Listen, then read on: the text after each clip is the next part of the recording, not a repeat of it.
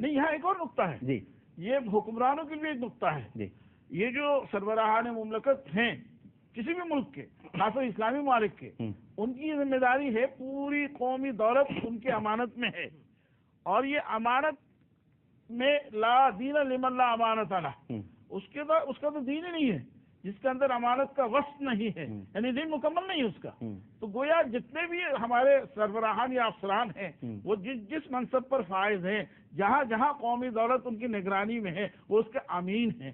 ایک پیسہ بھی خیانت نہیں کر سکتے. حضرت عمر بن عبدالعزیز کا واقعہ تو آپ کو بھی معلوم ہے. جب وہ دوران کار رات میں کچھ دوست آ جاتے ہیں ان سے پوچھا جاتا ہے کہ بھئی آپ کیسے تشریف لائے تو اس وقت چراغ جل رہا تھا اس وقت الیکٹریسٹی تو تھی نہیں کہ میں اپنے کام سے آیا ہوں ذاتی کام سے آپ چراغ پر کر دیتے ہیں. احساس امانت نہیں ہے یہ سربراہان مملکت کے لیے. علی سے امانت بھی ملی امانت بھی مل گئی صداقت مل گئی. اب آپ دیکھیے حجات بھی ملی خیبر میں اب ادھر میں لا رہا ہوں ابھی آپ کو. جب وہ مارکہ خیبر کا موقع آتا ہے تو تمام قلعے تو مفتوح ہو جاتے ہیں. ایک قموس نامی وہ قلعہ جو ہے رہ جاتا ہے. نبی اکرم صلی اللہ تعالی علیہ وسلم کے لسان اقدس سے یہ اعلان ہوتا ہے کل میں یہ اس شخصیت کو علم دوں گا جو اس قلعہ کو فتح کریں گے اللہ کے رسول کے بھی پیارے ہوں گے. تو ہر صحابی کے دل میں جو وہاں موجود تھے یہ خواہش پیدا ہوئی. پوری رات دعا فطری بات ہے پوری رات دعا میں اور یہ خواہش کا پیدا ہونا فطری بات ہے کہ یہ اعزاز مجھے میسر آ جائے یہ اعزاز مجھے مل جائے. تو صبح جب ہوئی تو اعلان ہوا عین علی عین علی عین علی. حضرت علی مرتضیٰ کہاں ہے وہ آئے ان کو اشوب چشم سے لعاب دہن سے وہاں اس کے بعد کہتے ہیں میرے آنکھ میں کبھی کوئی تکلیف ہوئی نہیں ہے. تو ایک تو واقعہ یہ ہے. اب عدالت پر آ جائیں.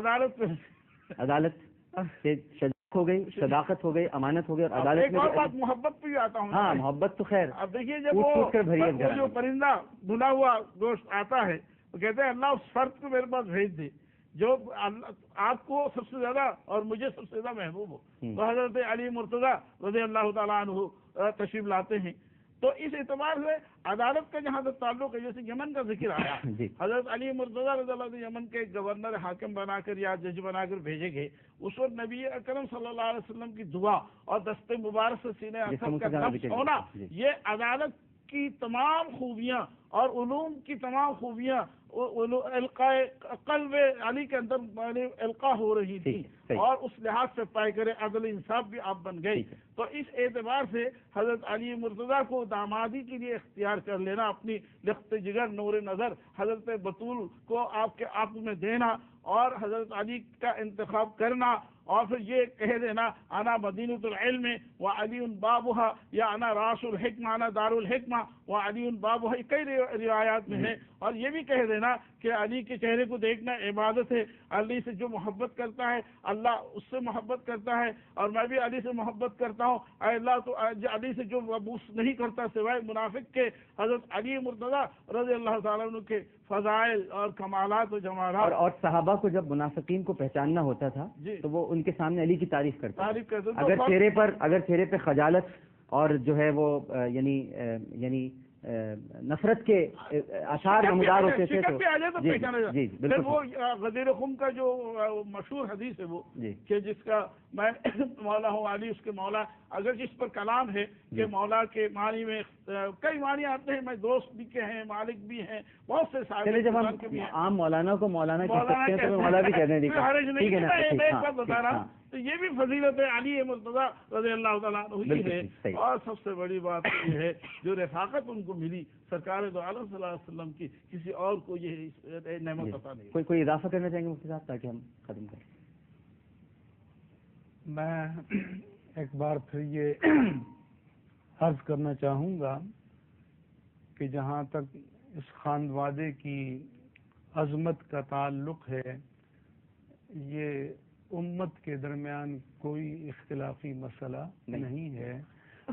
یہ امت کا متفق علیہ اور اجماعی مسئلہ ہے اور ان کی محبت کے بغیر ایمان کی تکمیل نہیں ہوتی.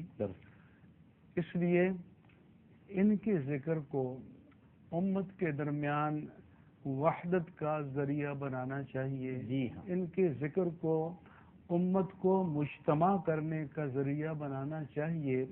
لیکن اس کے لیے ہمیں خود بھی ذمہ داری قبول کرنی چاہیے.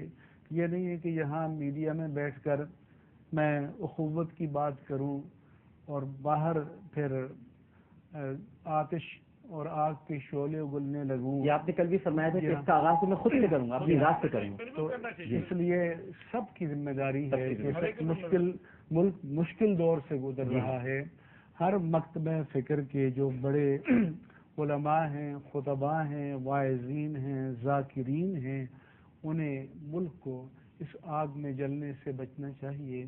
اور یہ ملک باقی ہے تو ہم سب کی پہچان ہے. یہ پروگرام بھی ہیں، سب کچھ ہے. اگر ملک نہیں تو پھر صحیح بات. بالکل اس ملک پر مشکل وقت ہے اور ہمیں سب کو یکجا ہو کر اس ملک کی سلامتی کی دعائیں بھی کرنی چاہیے اور اپنا کردار بھی ادا کرنا چاہیے. میں بہت شکر گزار ہوں پروفیسر مفتی منیب الرحمان صاحب آپ کا، پروفیسر ڈاکٹر فضل احمد صاحب آپ کا.